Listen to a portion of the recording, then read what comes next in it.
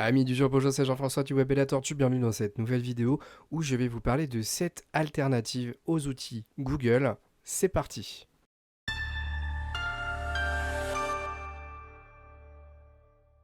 Alors, on part tout de suite sur Pirate Informatique.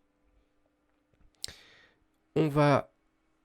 Bah c'est parfait, j'étais resté sur la page, super. Donc que j'explique un petit peu, hein, parce que c'est peut-être pas très clair le titre. Déjà, on parle bien d'alternatives aux outils Google. On ne parle pas que de Google, parce que Google, on pense tout de suite au moteur de recherche. Le moteur de recherche Google, c'est le produit de base et c'est le produit le plus célèbre de la société Google, enfin de la société ABC, Alphabet, pardon, pas ABC, puisque maintenant Google est une entité, enfin je sais pas si juridiquement parlant c'est le terme, mais en tout cas la vraie entreprise qui gouverne Google s'appelle Alphabet. Donc Alphabet a Google en sa possession, mais Google c'est une marque, c'est pas que le moteur de recherche. Et dans la gamme des produits Google, on a notamment son navigateur, Google Chrome, on a le moteur de recherche, on a également le logiciel de lecture d'email Gmail, et on a aussi par exemple l'équivalent de la suite Microsoft Office avec les logiciels de tableur, de traitement de texte, etc. Et donc, dans cet article, on va voir un petit peu toutes les meilleures alternatives libres, c'est-à-dire qui sont soit déjà gratuites, soit également qui vont essayer de protéger votre vie privée. Tout simplement parce que bah, Google, hein, vous le savez, a la fâcheuse manie, d'ailleurs c'est son, je pense, revenu principal, de travailler avec nos données. Et donc ça va être son but, c'est de nous faire donner accès à des outils gratuits, mais qui en contrepartie vont travailler, manger nos données personnelles pour les revendre à des sociétés ou les utiliser pour vous faire de la publicité adaptée à vos centres d'intérêt, etc., etc. Donc on va voir ces alternatives. C'est pour ça que je vous disais, je suis pas certain que le stream dure aussi longtemps que d'habitude, pas parce que peut-être que je vais aller relativement vite pour faire les alternatives. On va voir. Donc, ils ont fait 7. En gros, ils ont pris 7 logiciels de Google et à chaque logiciel, ils ont proposé l'alternative. Donc, on va tout de suite passer au premier outil de chez Google, qui n'est autre que Google Chrome, le navigateur sur lequel je suis en train de vous partager mon écran depuis tout à l'heure, qui est certainement à l'heure actuelle avec Firefox depuis déjà un moment le meilleur navigateur, sont les meilleurs navigateurs pour aller sur Internet, hein. D'un point de vue polyvalence, compatibilité avec les nouvelles normes HTML, donc tout ce qui est le langage de programmation de site Internet. Après, là où il y a une grosse différence entre Firefox et Google Chrome, c'est sur la protection des données, puisque Firefox est une association, enfin c'est lié à Mozilla, Mozilla qui est l'association qui gère tous les produits de la gamme Mozilla justement, dont Firefox fait partie. Et Firefox, lui, il a été vraiment développé pour protéger vos données, votre vie privée, ce qui n'est absolument pas le cas de Chrome, puisque c'est Google. Et je vous l'ai déjà expliqué juste avant, donc je ne vais pas y revenir. Et donc, dans l'article de Pirate Informatique, le magazine, je vais y arriver, désolé, nous parle de brave.com. Alors, c'est marrant parce que c'est une icône, un logo, hein, voilà, qui a une tête de lion, que j'avais déjà vu, mais je ne savais absolument pas que c'était un navigateur. Pourtant, je l'avais déjà vu passer. Quand je l'ai vu dans l'article, je me suis dit, tiens, je connais ce logiciel, mais à aucun moment je me serais dit que c'était un navigateur. Et donc ils expliquent rapidement, hein, dans le magazine que en fait l'outil a été développé sur une base du logiciel Chromium. En fait, il faut savoir que la majorité des outils proposés par Google sont sous licence open source. Et il y a une version open source de Google Chrome qui a été développée, qui existe depuis déjà très longtemps, qui s'appelle Chromium. Et Chromium, ça a été utilisé pour créer des dérivés. On reparlera de ça, il y aura d'autres dérivés, vous verrez, dans les moteurs de recherche. On reviendra dessus après. Et donc, Brave a été développé sur la base de Chromium. Et donc, ils expliquent qu'ils ont poussé aussi loin que possible la suppression de toutes les collectes et injections de données, le plus souvent synonyme de traçage et d'espionnage marketing. Donc, l'objectif, encore une fois, c'est d'augmenter, d'améliorer votre vie privée. votre protection de vie privée. Du coup, l'utilisateur retrouve un navigateur sécurisé et allégé sans perdre ses habitudes de navigation, puisqu'en fait, on va retrouver un petit peu l'esprit de Google Chrome malgré tout. Donc ce qu'on va faire, c'était l'objectif de mon stream, c'est qu'on va rapidement aller le chercher, hein, ce logiciel, on va aller un petit peu le vérifier, enfin le regarder plutôt. Donc là c'est simple, hein, je vais sur brave.com et sur la page d'accueil, hein, je peux le télécharger, hein, il n'y a pas à chercher midi à 14h. Alors je ne sais pas si j'installerai tous les logiciels, hein, je vous le dis clairement, là Brave devrait aller relativement vite à installer. Donc je me fais pas de soucis. Par contre, il y a peut-être des logiciels, ce sera plus compliqué de les utiliser en direct live. Donc on en parlera, mais j'irai pas jusqu'à vous faire une démonstration de ces outils. Donc là, ça télécharge. Le site, en tout cas, le site d'internet, il est vachement, d'un point de vue design, il est bien moderne, hein. C'est sympa. On se dit que pour un logiciel qui est gratuit et enfin on pourrait penser qu'il n'y a peut-être pas forcément les moyens. Euh, Typiquement, j'avais fait un stream, je vous avais montré pas mal d'outils, je crois que c'était pour convertir des fichiers de mémoire, où on voyait que les sites, il n'y avait pas eu beaucoup de moyens mis en œuvre pour les développer parce que les designs étaient assez archaïques, on va dire, et pourtant les logiciels étaient très bien. Et là, on voit il y a vraiment un accent mis sur le côté design. Voilà. On a Brave qui est installé. Hop, ça va super vite. Avec le système classique d'onglets. Hein, ça on connaît. Hein, tous les navigateurs récents utilisent un système d'onglets. Hein, le petit plus ouvre un nouvel onglet, etc. Et c'est là où c'est très intéressant, c'est que de base, un petit peu à la manière de Firefox d'ailleurs, hein, on a des systèmes anti-publicitaires qui sont préinstallés dans le logiciel. Et on a une icône ici. Commencez à utiliser Brave, gagnez des jetons en visualisant des publicités plus respectueuses de la vie privée et soutenez automatiquement vos sites et créateurs de contenu préférés. Donc visiblement, il y a un petit outil qui permet de cumuler des jetons si on accepte de visualiser des publicités adaptées et qui sont respectueuses malgré tout de notre vie privée. Donc ça, vous pouvez le faire ou pas, hein, comme vous voulez. Il y a un système également de signer, c'est-à-dire que là vous avez une barre de favoris intégrée de la même manière que le fait Firefox et Google et que le font Firefox et Google Chrome. Et vous pouvez du coup synchroniser via un compte que vous allez créer les signets que vous allez enregistrer. Par contre, bon là je vais pas le faire, mais je suppose que si je fais 3W, bon déjà je pars mal parce que je vais sur Google direct et je pense que ça c'est pas le but de ce stream et c'est juste pour vous montrer. Voilà, j'accepte, je suis sur Google. Et alors, on va vérifier comment on fait pour ajouter ça aux favoris. Je suppose que là, je fais le petit signet là, le petit icône ici. Voilà. Là, j'ai un dossier favori. Ça ressemble beaucoup à Google Chrome à ce niveau-là. Je fais OK. Alors, par contre, ça ne s'ajoute pas à la barre qui est juste en dessous. Donc, je m'attendais à ce qu'il y ait une barre qui s'intègre où je retrouverai mes favoris. Je suppose que c'est quelque chose qui doit être activé. Attention, il me dit qu'il y a des extensions qui ne sont pas installées. Bon, des extensions de base pour lire les fichiers PDF notamment. Et Google Drive. Bon, ça, on s'en fiche. Hein. Le but n'est pas de vous montrer toutes les fonctionnalités. Le but, c'est de vous montrer un peu ce que propose le navigateur. Alors, ensuite, on a... je ne l'avais pas montré encore parce que j'étais pas encore allé sur un site. L'icône du lion en bout de la barre d'adresse qui est une sorte de bouclier qui vous donne les éléments qui ont été bloqués. Donc là, il me dit que rien qu'en étant allé sur Google, j'ai déjà, Brave a déjà bloqué 15 trackers et autres éléments bizarres sur le site. Donc vous imaginez, vous arrivez, ne serait-ce que sur google.fr, vous avez déjà 15 éléments qui sont là pour vous pister. C'est juste incroyable.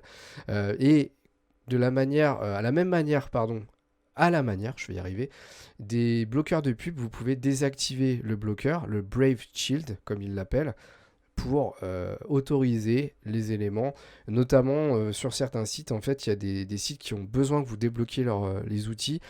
Typiquement, je vais vous donner l'exemple que j'ai sur Metricool, qui est un logiciel que j'ai fait dans mon dernier article, que je vous invite à aller voir justement, où Metricool, quand vous êtes dans votre interface d'administration, si vous avez un bloqueur de pub, il y a certaines données qu'ils ne sont pas capables de vous afficher. Alors, je pense que c'est à cause de la manière dont a été codé le site, mais c'est pour ça qu'il faut pouvoir de temps en temps désactiver ce shield, parce que sinon, bah, vous empêchez le bon fonctionnement de certains sites web.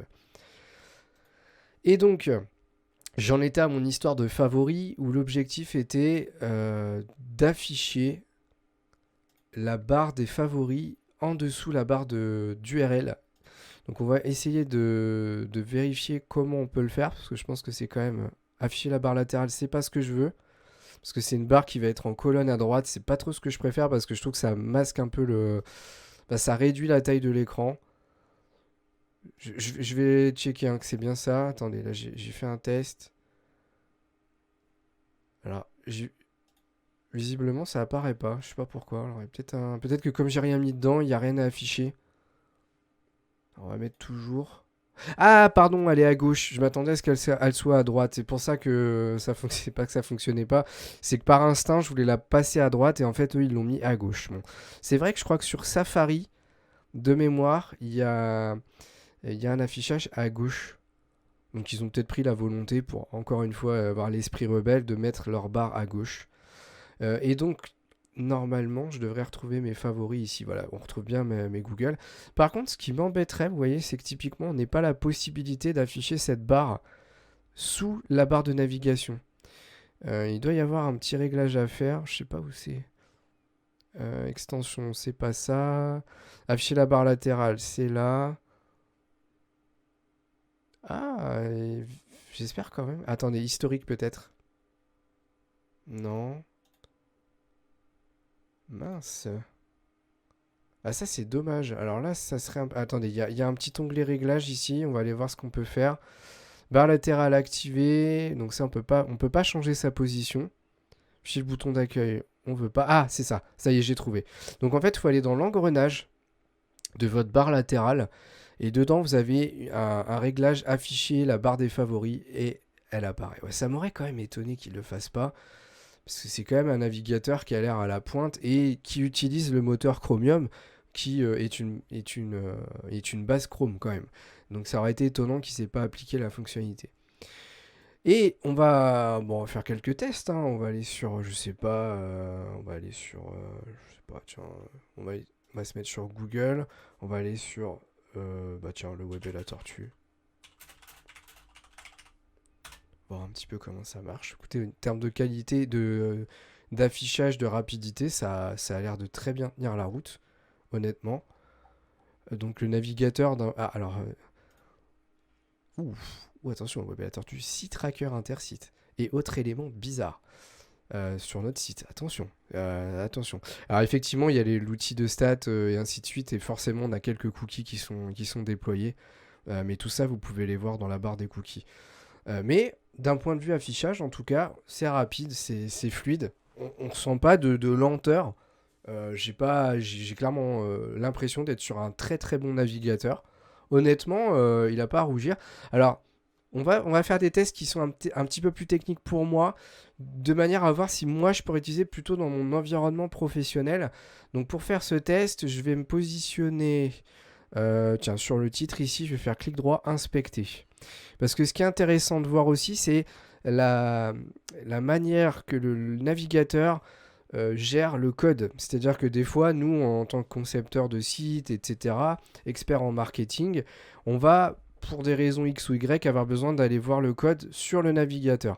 Donc là, visiblement, c'est clairement l'interface Chrome. Donc il n'y a aucun problème là-dessus. Normalement, de mémoire, voilà, si je me mets là, je peux la placer en bas. Et là, j'ai vraiment l'impression d'être sur Chrome. Il n'y a pas photo, c'est copie conforme de l'outil Chrome. Donc, il n'y a aucun problème à ce niveau-là. Je pourrais totalement m'en servir, moi, pour le boulot. Vous savez quoi? Je suis peut-être même en train de découvrir le futur navigateur que je vais utiliser. Alors, la seule chose qui m'embête, c'est que j'ai tous mes favoris sur Chrome. Du coup, ça m'obligerait un peu à les exporter. Mais je pense que le logiciel, comme il est sur une base Chromium, on peut largement exporter de Chrome pour réimporter dans Brave sans problème. Mais en tout cas, moi, je n'ai pas besoin de plus. Alors, je ne sais pas si vous avez besoin de plus, mais dans ce cas-là, ce qu'on va faire rapidement, c'est qu'on va aller checker, parce que ça, effectivement, ça peut être un problème, le catalogue des extensions. Parce que, l'air de rien, les extensions, c'est quand même important d'en avoir, parce que on ne le sait pas assez. Et d'ailleurs, en ce moment, je fais pas mal de recherches sur les plugins, les extensions qu'on peut rajouter sur un navigateur, parce qu'il y a beaucoup de choses qui sont très très intéressantes. Et c'est peut-être là où cet outil va être clairement derrière un Firefox ou un Chrome. On va regarder par exemple, je sais pas, qu'est-ce qu'on peut regarder, tiens. Qu'est-ce qu'on peut regarder? Parce que ça se trouve, on a carrément les mêmes extensions que Chrome. Alors attendez, je suis pas au bon endroit, faut que j'aille sur le Web Store. Ah ouais, non, mais en fait, on a carrément accès au Chrome Web Store. Non, mais c'est la folie en fait. Du coup, bon, on va tester, hein. On va installer le Nbox, dernier TikTok que vous pouvez aller voir, ou dernier reel. Si vous allez sur le TikTok de la chaîne du Web et la Tortue, c'est le dernier outil que j'ai sorti. Donc je l'ajoute. J'ajoute l'extension. Ça se comporte exactement de la même manière que Chrome, hein. C'est phénoménal. Donc là, ça fonctionne visiblement parce qu'il m'affiche bien l'interface. Si je fais suivant, hop, je clique. Alors attendez, c'est comme Chrome, donc je dois l'épingler. Si je fais ça, je génère mon adresse. Il faut l'autoriser la première fois. Je vais définitivement l'autoriser, hein. Il n'y a pas de problème. C'est une extension de sécurité, donc je vais pas l'interdire. C'est fait. Et donc je génère mon adresse. Ah, alors attendez, là il y a peut-être un petit problème. Vous recevrez une notification pour chaque mail reçu. Ah bah c'est déjà fait en fait. Ouais, visiblement ça fonctionne, je pense. Alors attendez, on va faire un test. On va aller vérifier ça tout de suite. On va se mettre sur le site Amazon.fr. J'ai peut-être fait une faute de frappe. Non, c'est bon. Voilà, on arrive sur Amazon, on est content. Ici, on active l'extension. Peut-être un petit problème de compatibilité là, avec Brave. Parce que normalement, ça devrait me permettre de générer une adresse fictive. Et là, je ne peux pas le faire. Donc, il y a peut-être un petit défaut de compatibilité. Peut-être que comme Brave est plus sécurisé, j'avais peut-être une opération à faire en plus. On va essayer d'aller checker ça dans les réglages. Donc là, il est bien actif, donc il n'y a pas de problème. On va dans les détails, il n'y a rien de plus. Autoriser, on va essayer de faire ça et ça pour voir si ça fonctionne. Je sais pas si ça va changer grand-chose. Donc j'ai activé 2 réglages, hein, supplémentaires. Je retourne, j'actualise la page et ça fonctionne pas. Ah. Alors on va essayer un truc, on va essayer de rouvrir Brave. Donc là je l'ai fermé. Hop. On va relancer Brave ici. Tac. On le relance. Comme ça on voit. Ah mais il m'a rouvert carrément les onglets. Donc à mon avis ça va rien changer. Ouais. Il aurait fallu que ça ne me rouvre pas les onglets que j'avais ouverts. Ça aurait été l'idéal. Attendez, je rouvre un onglet. Je repars sur le site. Hop, je retourne sur Amazon.fr. Et je check. Ça marche pas. Peut-être un petit problème de compatibilité là, visiblement. Qu'est-ce qu'on pourrait essayer comme autre extension? On va essayer un autre logiciel de protection publicitaire pour voir si au moins celui-là fonctionne. Nbox, il est un peu particulier, donc on peut peut-être pas trop lui en tenir rigueur. Par contre, si par exemple Ghostery fonctionne pas, ce serait embêtant parce que c'est quand même une grosse extension de sécurité de Chrome. Donc Ghostery, c'est un équivalent d'AdBlock Plus, mais qui travaille sur aussi d'autres choses que AdBlock Plus. Donc en fait, il fonctionne très bien en complémentarité. Donc là, je l'installe. Alors sachant qu'en plus, vous avez déjà Brave qui a son propre moteur de protection, hein. Voilà. Visiblement, c'est bien installé. Donc on est bien en mode gratuit, on est là, et du coup on actualise Amazon, et on va aller voir si... Ouais, ça fonctionne. Ça fonctionne. On voit bien que Ghostery a déjà commencé à faire son travail. Donc forcément, il aura peut-être moins de choses à bloquer, parce que il y a déjà le Brave Shield qui fait son travail, mais en tout cas, l'extension de base fonctionne. Bon voilà. À tester. Bon, il y a une extension qui a pas l'air de fonctionner, mais il y a peut-être un réglage en plus à faire. Encore une fois, il ne faut pas oublier que Brave est là surtout pour protéger davantage votre sécurité. Et comme Nbox, c'est peut-être pas une extension hyper connue, du coup, vous avez peut-être un réglage à appliquer en plus que je ne maîtrise pas sur Brave, hein, comme vous le savez, je le découvre en même temps que vous, c'est le but de ce stream, que je ne connais pas, donc à vérifier. Mais franchement, ce navigateur-là, c'est une excellente surprise. Une excellente surprise. Peut-être que vous le connaissiez déjà, Mais en tout cas, si vous cherchez un navigateur facile à prendre en main, qui change de Firefox et surtout qui protège plus vos données personnelles que ne le fait Chrome, et qui pour autant a une interface similaire à Chrome, bah, partez sur Brave, hein, très clairement, parce que c'est vraiment un excellent outil. Bon, voilà, j'ai pas grand chose de plus à dire, si ce n'est que bah, je suis plutôt content. C'est une très très bonne découverte du magazine du pirate informatique, là, puisque bah, voilà, je le connaissais pas. Bah, n'hésitez pas, hein, à me dire si vous le connaissiez déjà, mais en tout cas pour moi, c'est une très bonne surprise. Voilà. Allez, ma petite gorgée de café. Et on enchaîne sur le deuxième outil. Hop, je ferme Brave, hein, du coup.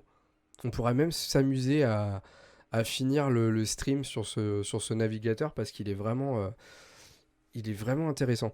Alors, juste pour terminer là-dessus, je vois une ligne qui m'interpelle sur l'article du pirate informatique, là, qui annonce quand même des affichages, alors je parle de Brave, qui annonce quand même des affichages de pages jusqu'à 8 fois plus rapides que Google Chrome sur mobile et jusqu'à 2 fois plus rapides sur PC. Tout simplement, et ça je vous l'avais dit après, parce qu'il est basé sur Chromium. Chromium qui est une base épurée de Google Chrome, parce que Google Chrome en fait il utilise tous les outils de Google pour vous pister, etc. Et qui du coup forcément bah, consomme plus de données au moment de charger des pages. Forcément comme Brave est allégé, eh bien il a bah, de tout ce poids, entre guillemets, eh bien il va plus vite. Et c'est vrai que j'ai eu l'impression d'ailleurs que les pages s'affichaient un petit peu plus vite que sur un Google Chrome classique. Donc je vous invite vraiment à le tester. Encore une fois, hein, l'objectif de ces outils, c'est de vous permettre d'utiliser des bons produits qui sont d'excellentes alternatives à Google, aux gammes de produits Google, et qui surtout protègent vos données personnelles. C'est très important. Donc pour le navigateur, on a Chrome, et bien maintenant, n'hésitez pas à passer à Brave. Le logo en forme de lion. Ensuite, on dézoome un peu, que je ne me trompe pas dans l'ordre. Le deuxième, ça doit être Gmail, hein, du coup, enfin l'équivalent de Gmail. Alors, on a Gmail, hein, pour rappel, Gmail, c'est la boîte mail de chez Google, complètement gratuite à l'utilisation, qui est vraiment très pratique et qui surtout est une des rares plateformes de lecture de mail à vraiment vous protéger correctement du spam. Je ne sais pas si vous serez d'accord avec moi, mais globalement, l'outil anti-spam de Google est plutôt efficace, mais, faut savoir quand même, et ça c'est quand même précisé dans le magazine, hein, je vais retrouver la phrase. Voilà, écoutez bien ça, Gmail est le cœur de la stratégie Google. Tous ces services passent par la création d'un compte iDouane. Donc effectivement, ils ont totalement raison quand ils disent ça chez le magazine de Pirate Informatique. En fait, quand vous avez besoin d'utiliser les outils de chez Google, la première chose qu'on vous demande de faire, c'est de créer un compte Google qui, si on fait le raccourci, est un compte Gmail. Puisque dès que vous créez ce compte Google, vous avez une boîte mail qui vous est créée instantanément par la même occasion. Et donc, c'est la première porte d'entrée de chez Google. Il faut quand même le savoir. Je viens de dire sans le vouloir exactement la phrase suivante de l'article, hein. C'est la porte d'entrée marketing la plus puissante du géant américain, puisque tous vos messages et connexions sont scannés et les datas ainsi collectées alimentent ces outils à des fins pratiques mais aussi publicitaires. C'est ce que je vous dis depuis le début de ce stream, hein. Et depuis que Google permet aux éditeurs de solutions tierces d'utiliser vos logins Gmail comme moyen d'identification, ces mêmes sociétés sont autorisées à accéder à une partie de vos données privées et de les mouliner dans leur système d'apprentissage automatique d'algorithmes. C'est un peu flippant, mais ils ont raison. Il faut dire la vérité, hein. Ils disent pas de conneries, hein. Et ce que je vous disais, c'est que le nom du magazine peut faire peur, c'est Pirate Informatique, mais l'objectif, c'est pas de le pirater dans le sens négatif, c'est d'apprendre le piratage pour mieux vous protéger. C'est plutôt ça qu'il faut voir. Donc maintenant, on va passer sur l'alternative, maintenant qu'on a un peu parlé de Gmail.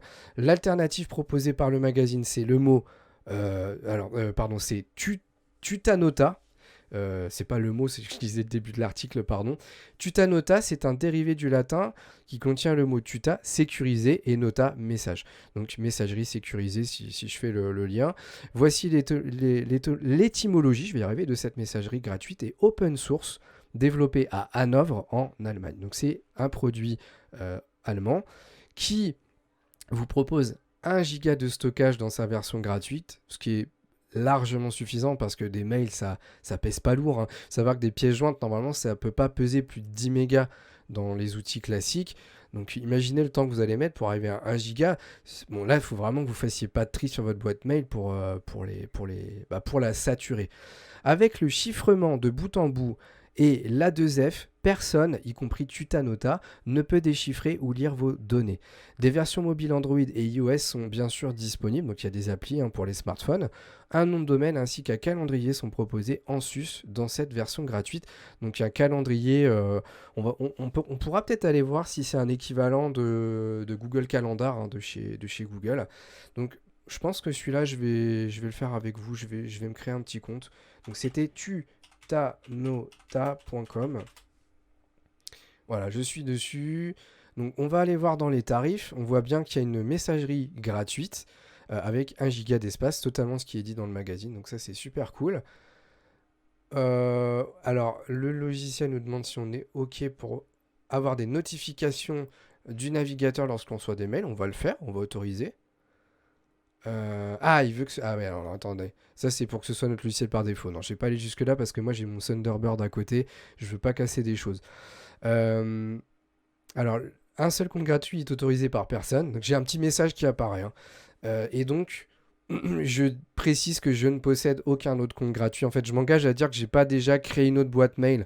En fait, c'est un petit peu pour éviter la triche où je m'amuserais à créer autant de comptes que j'ai besoin en utilisant à chaque fois la licence gratuite. Et je ne vais pas utiliser ce compte pour les entreprises. Alors attendez, est-ce que je peux cliquer sur OK sans cocher la case? Ah non. Alors ça c'est embêtant.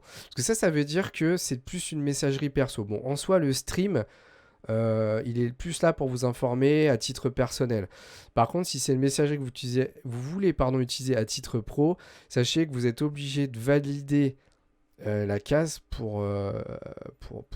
et de dire que vous ne ferez pas de vente grâce à cette boîte mail lorsque vous créez votre compte. Bon, ça, c'est un petit bémol, mais bon, on va continuer quand même dans le tuto. Donc là, l'adresse mail est obligatoirement en @tutanota.com. Je vais vérifier. Alors, on peut faire une variante du domaine. On a 3 petits points à côté. On peut le faire passer en tutanota.de, tutamail.com, tuta.io ou keymail.me. Donc ça, c'est les noms de domaine qui ont été réservés par la société pour faire varier un petit peu les boîtes mail. Moi, je vais rester sur le tutanota.com et je vais juste mettre mes initiales pour voir si ça passe. JFB. C'est en cours de vérification, on attend un petit peu. Cette adresse mail n'est pas disponible, je suis surpris. Je m'attendais pas à ce que ça soit déjà pris par quelqu'un. Qu'est-ce qu'on peut mettre? On va mettre le web et la tortue, les initiales. Alors par contre, si ça c'est pris aussi, je suis un peu dégoûté. Ok, elle est disponible, c'est bon. Alors attendez. Ok, c'est pas visible parce que je veux pas non plus que vous voyez mes mots de passe.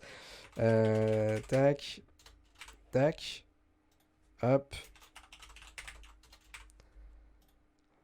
J'ai lu que j'accepte suivant les conditions, j'ai pas le choix. Et j'ai plus de 16 ans, je pense que j'ai pas le choix non plus. Allez, compte en cours de préparation, on y est presque. Compte en cours, c'est la petite fenêtre qui apparaît. Un petit peu long pour une conception de boîte mail.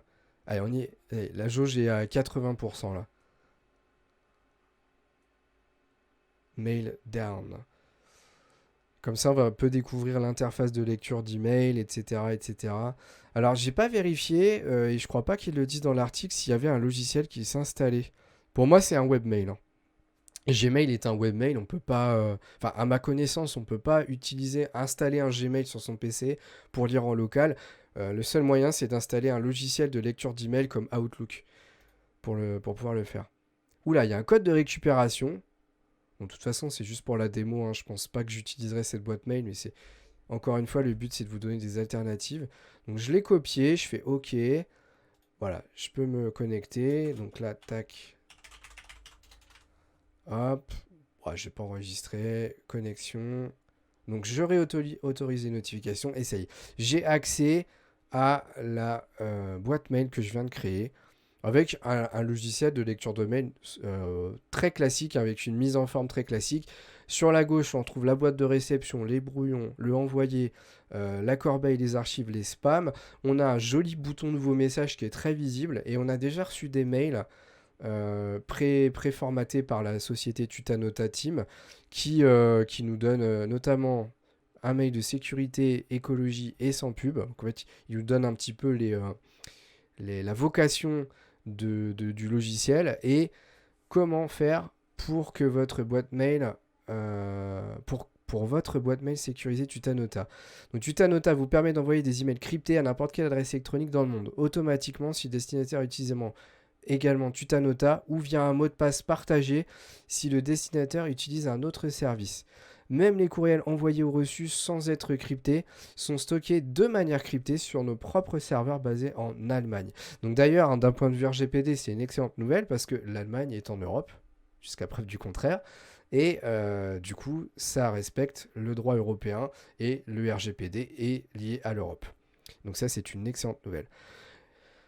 Tutanota vous permet de rechercher dans votre boîte mail cryptée localement sur votre appareil afin de garantir la confidentialité de vos données. Veuillez cliquer sur la barre de recherche en haut. La recherche standard remonte à 1 mois dans le passé.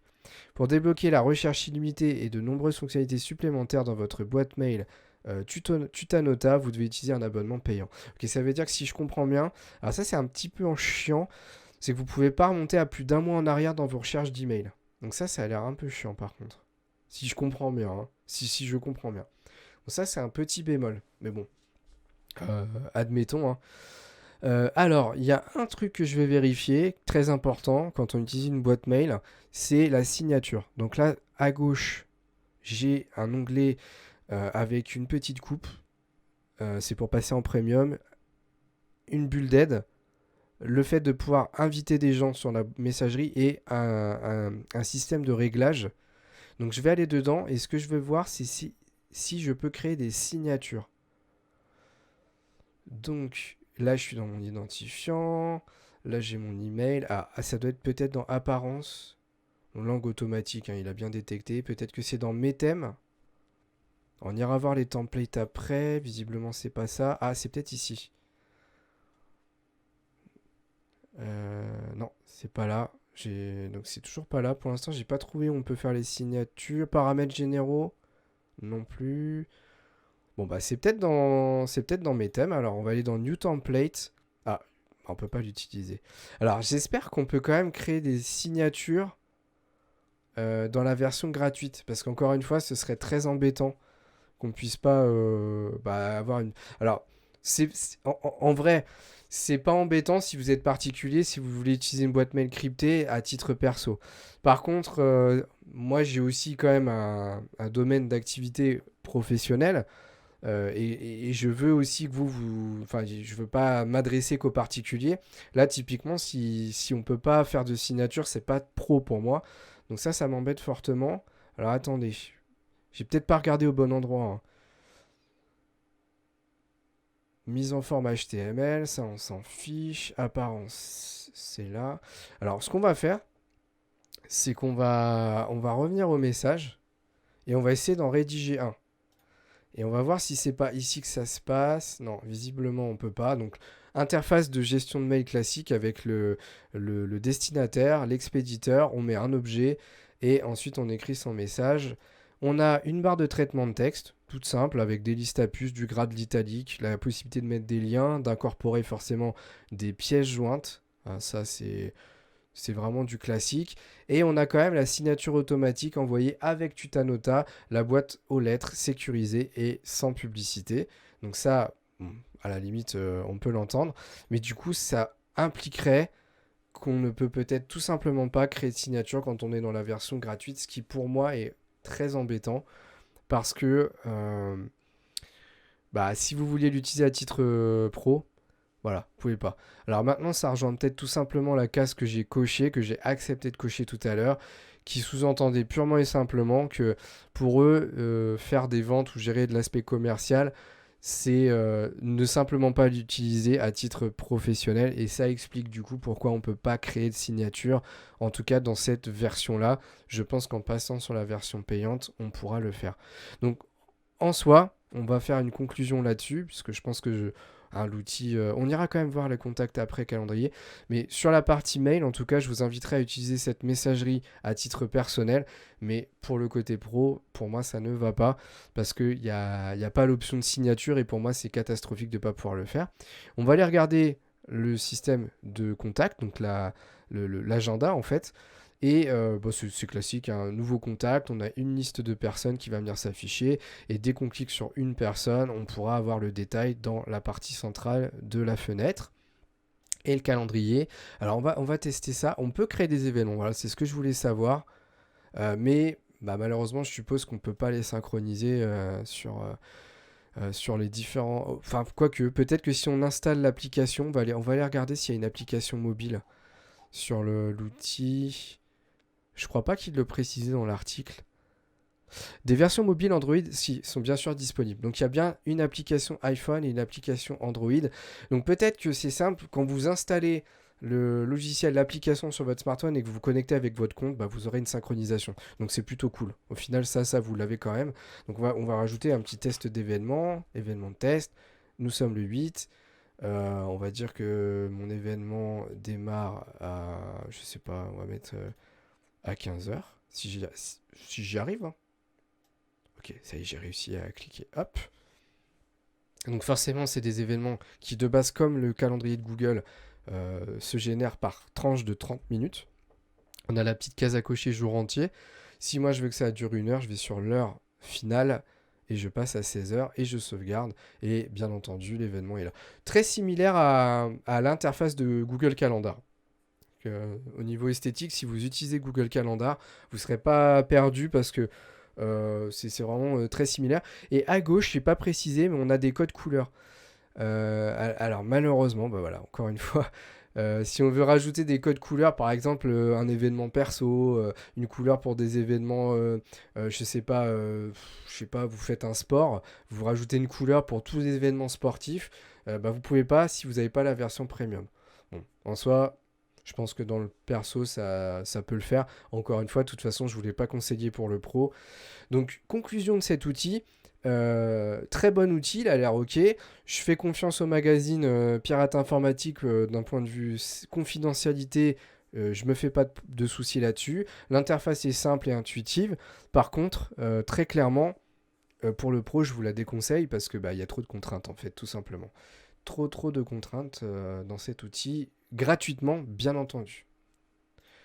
Allez, on passe tout de suite au troisième outil, parce que l'air de rien, je pensais que le stream allait durer moins longtemps, mais en fait, il va peut-être durer plus longtemps que d'habitude.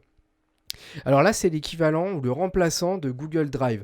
Google Drive, pour rappel, c'est un outil de cloud, de synchronisation de vos fichiers dossiers dans le cloud, ce qui va vous permettre de créer des dossiers, par exemple, sur votre ordinateur, de créer des dossiers, ensuite de les envoyer sur le cloud, ce qui va vous permettre de les retrouver sur votre smartphone, sur votre tablette et de les partager avec plusieurs personnes. Voilà.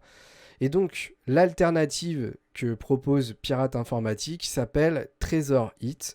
Donc, c'est une boîte encryptée de bout en bout qui, dans l'offre gratuite, vous permet de stocker 3 Go de données dans sa version gratuite et 500 MO de fichiers pour le transfert. Pourquoi ? Parce qu'en fait, c'est ce qu'ils expliquent un peu plus bas, c'est que TresorIt, c'est avant tout un logiciel équivalent à WeTransfer. WeTransfer, c'est un logiciel qui permet d'envoyer des données qui sont lourdes.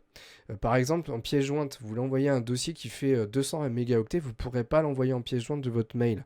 Donc pour faire plus simple, vous allez passer par WeTransfer ou en l'occurrence TresorIt, qui va vous permettre d'envoyer un dossier qui est lourd à X personnes. Voilà.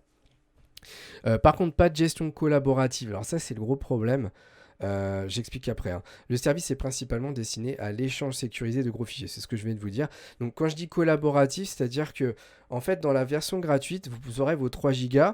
Ces 3 Go seront bien synchronisés sur différentes plateformes, c'est-à-dire sur votre PC, sur même plusieurs PC, sur un smartphone, sur des tablettes, etc.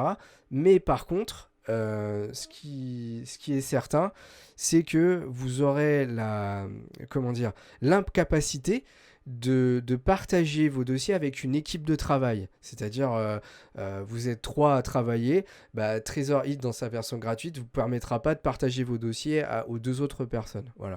Vous pourrez les partager qu'avec votre propre profil créé dessus. Alors celui-là, je vais peut-être pas l'installer parce que ce serait un peu lourd. Moi, j'ai déjà tout un outil de synchronisation. Mais bon, voilà.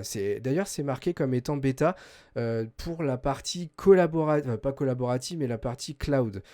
Dans le sens où je pense que comme ils le disent, hein, leur fonctionnalité principale et qui elle n'est plus en bêta, c'est l'envoi, de gros fichiers. Voilà. Donc je vous invite à aller checker ça. Encore une fois, si c'est proposé par le magazine du pirate, je me fais pas de soucis. Attention, parce que magazine du pirate, ça existe aussi. Par Pirate Informatique, je me fais pas de soucis. Ça doit être vraiment très sécurisé. À noter que l'alternative principale à Google Drive actuellement, c'est OneDrive de chez Microsoft. Et il y en a une troisième qui s'appelle Dropbox. Dropbox de mémoire, c'est 2 Go de stockage. Là, c'est 3 chez TresorIt. Et chez OneDrive, je sais plus combien c'est dans la version gratuite. Peut-être un peu plus. Mais, quoi qu'il en soit, il y a chez Microsoft les mêmes objectifs de travailler sur vos données pour la publicité. Bon, je vais pas passer mon temps à rechercher l'info, je vous laisserai aller regarder, mais sachez que le net avantage de TresorIt, c'est l'objectif de cet article, c'est la sécurisation et la réelle protection de vos données quand elles sont transférées. Voilà. On passe tout de suite au 4e outil, avec l'alternative au moteur de recherche Google, qui n'est autre que Qwant. Alors Qwant, il y a de fortes chances que dans ce stream, ce soit l'outil que vous connaissez certainement le plus, parce que c'est le moteur de recherche européen montant. Qwant, donc moteur de recherche, hein, c'est l'outil Google, c'est celui certainement que vous connaissez le plus avec Gmail. Et Qwant est une alternative. Alors, je vais juste en profiter pour lire un petit peu parce que je pense qu'ils doivent le préciser. Ça, c'est très important de le savoir. Je vais juste vérifier. Donc, vous le savez, Qwant est depuis quelques années le chouchou de la rédaction. Bon, ça, c'est leur avis. Peut-être y a-t-il ici quelques chauvinismes, puisque Qwant est un moteur de recherche franco-européen. Donc, de mémoire, c'est franco-allemand, pour être précis. Mais c'est surtout l'esprit, l'ambition technique affichée et la qualité finale du Search Engine, donc l'algorithme de recherche qui nous séduisent et en font un concurrent crédible à Google pour tous les amoureux de la protection des données, puisque oui, Qwant a pour vocation de ne pas travailler sur les données que vous tapez dans le moteur de recherche. Neutralité des recherches. Preuve de sa maturité, Qwant est devenu le moteur de recherche par défaut du ministère français des Armées. Qwant n'installe pas de cookie traceur et ne piste pas ses utilisateurs. C'est un peu ce que je viens de vous expliquer juste avant. Les résultats affichés sont neutres et ne sont pas personnalisés d'après un historique de recherche comme Google, Qwant n'en possédant pas. Mais dépendant uniquement des tendances du moment, en partie d'après les réseaux sociaux. Qwant ambitionne de devenir un véritable écosystème de services, comme Google, avec un module de paiement sécurisé, intégré, mais aussi d'autres outils grand public, comme Qwant Junior, ou le très bon Qwant Map, équivalent à Google Maps. Alors, il ne le précise pas, donc je vais me permettre de le préciser. La seule chose qui m'embête dans les moteurs de recherche actuels, et je crois que Qwant n'échappe pas à la règle, c'est qu'ils sont malheureusement basés sur les noyaux Google ou les noyaux Bing.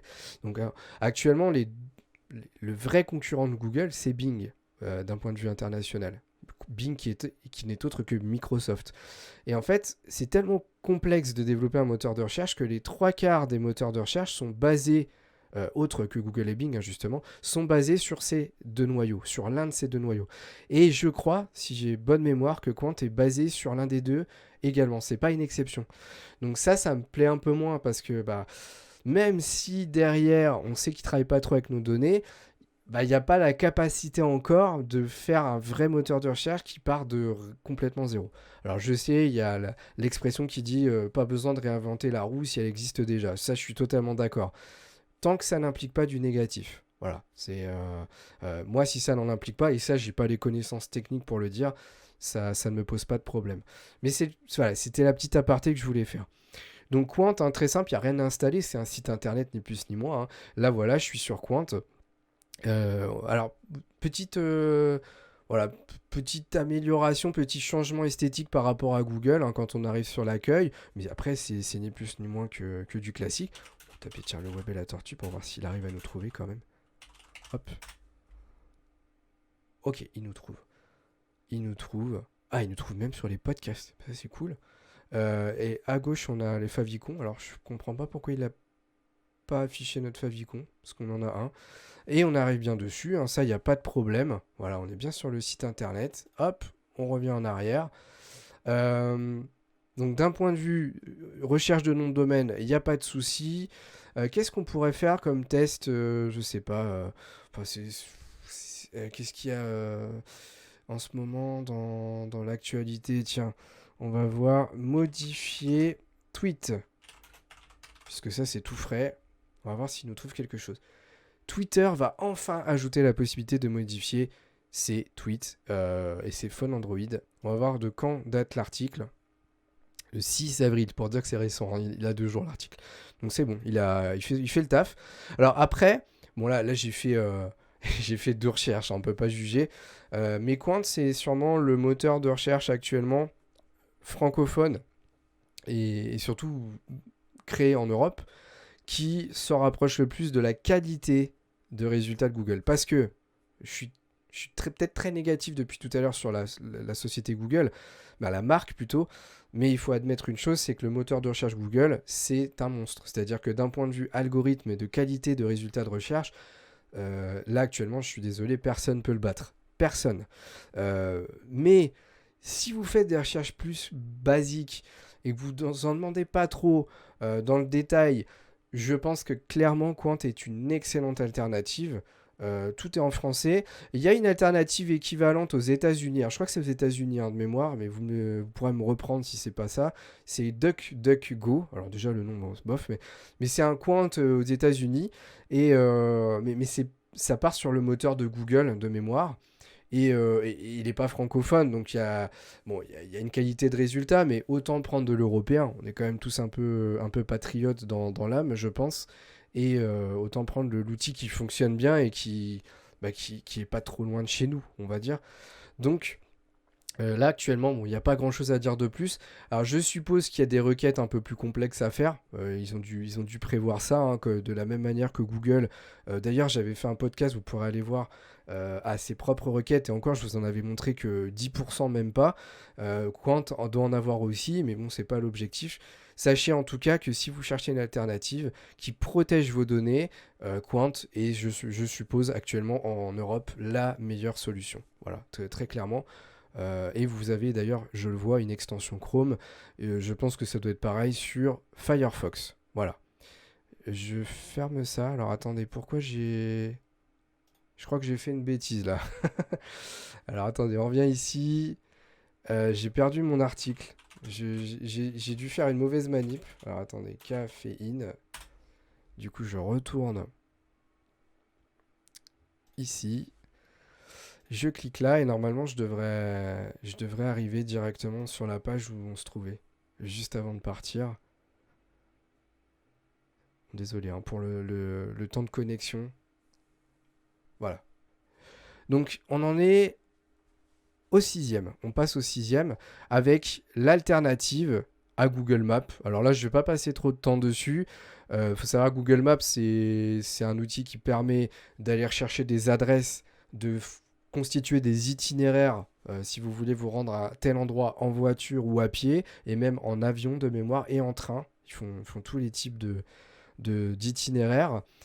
C'est aussi un outil qui est pas mal utilisé pour rechercher des entreprises, des restaurants, etc. Et par la même occasion, aller accéder aux avis sur ce restaurant, sur cet hôtel, sur l'entreprise de manière générale. Et c'est aussi un très bon outil pour se balader un peu partout sur la planète avec ce qu'on appelle le système Street View, où vous savez, la fameuse voiture Google qui passe et qui filme la rue. Et vous avez l'impression de vous balader, ce qui vous permet un petit peu d'aller repérer un endroit quand vous y êtes jamais allé, d'aller checker comment c'est visuellement, etc. etc. Et donc, sur le pirate informatique, on vous propose comme alternative OpenStreetMap. C'est un service cartographie open source gratuit, ce qui signifie que de nombreux développeurs se l'approprient pour, par exemple, le modifier et le rendre exploitable sur leur site internet. Voilà. Je regarde s'il y a des choses importantes en plus à vous dire et après on ira dessus.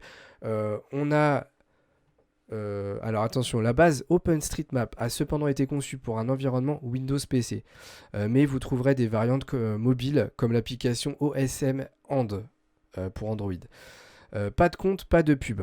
Le gros plus d'OpenStreetMap et de ses déclinaisons, contrairement à Google Maps, c'est de pouvoir utiliser le service sans compte associé, c'est-à-dire en évitant le tracking. Et oui, hein, parce que Google Maps, comme les outils Google de manière générale, vous impose d'avoir un compte Google pour pouvoir l'utiliser. Et donc pas de tracking comme il dit, centralisé, même si la localisation GPS est bien sûr un impondérable la plupart du temps, dans le sens où si vous voulez faire, oui c'est ça que j'ai oublié, Google Maps vous permet de faire un trajet comme un GPS classique, et eux ils le font aussi, et forcément ce qu'ils disent là dans l'article c'est que si à un moment vous l'utilisez comme GPS, il va devoir au moins pouvoir vous géolocaliser, sinon il ne peut pas travailler correctement. La désactivation du GPS est cependant très simple et vos informations de localisation peuvent être maintenues complètement privées. C'est-à-dire que, en gros, si vous ne voulez pas l'utiliser en mode GPS, vous désactivez simplement l'option. On va aller regarder ça rapidement. Hein. OpenStreetMap. Hop. Voilà. Rien d'exceptionnel. Alors, je pense que par contre, on va essayer de regarder ça. Là où il y aura clairement des limitations, c'est sur le côté Street View. Puisque là, à mon avis, je pense pas qu'ils aient la capacité et les moyens de faire d'équivalent. Hein.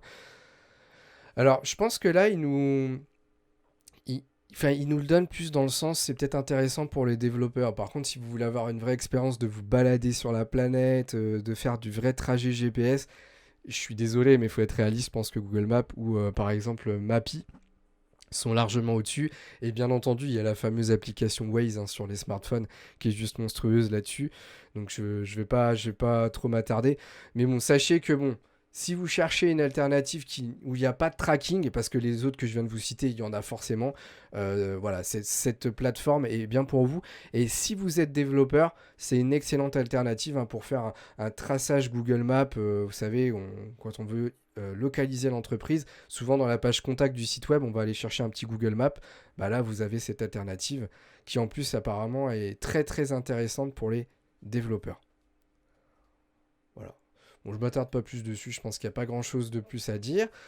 On passe ensuite à, si je dis pas de bêtises, l'avant-dernière alternative, c'est tout à fait ça, qui n'est autre que l'alternative à YouTube. YouTube, pour rappel, qui est une plateforme à réseau social spécifique, spécialement conçue pour les vidéos. On a les 3/4 du temps des vidéos longues et on a également maintenant des vidéos courtes, un peu comme TikTok et Reel et les Reels d'Instagram, les shorts, qui s'appellent les shorts. Et en fait, il y a une alternative qui est proposé par le pirate informatique, désolé, qui s'appelle YouTube Advanced. Autrement dit, YouTube Advanced, je pense. Alors, nous vous présentions YouTube Advanced dans le précédent numéro. Ils en avaient déjà parlé dans leur ancien numéro. Nous le sélectionnons à nouveau ici. Non pas que la protection des données y soit parfaite, donc c'est-à-dire qu'il y a quand même un tracking exploité par l'application, mais il s'agit du meilleur rapport qualité-quantité-protection actuel, un véritable clone du YouTube Premium. Et alors c'est là où c'est monstrueux parce que je vais pas vous cacher, forcément vous doutez, je prépare un peu le stream, et quand j'ai découvert cet outil, j'ai pas pu m'empêcher d'aller le tester. Donc en fait, attention parce que ça c'est le point noir de cet article dans le sens où il est compliqué à installer. Tout simplement parce que déjà, je vous le dis tout de suite, ça ne marchera pas sur un PC. C'est quelque chose qui ne s'utilise que sur un smartphone, Android d'ailleurs. Parce que sur iPhone, j'ai été regarder, ça n'existe pas. Mais pour faire simple, vous allez télécharger, en gros, vous allez sur le site qui s'appelle vancedapp.com qui vous permet de télécharger l'application via le site. Alors attention, ça veut dire que vous y alliez avec votre smartphone.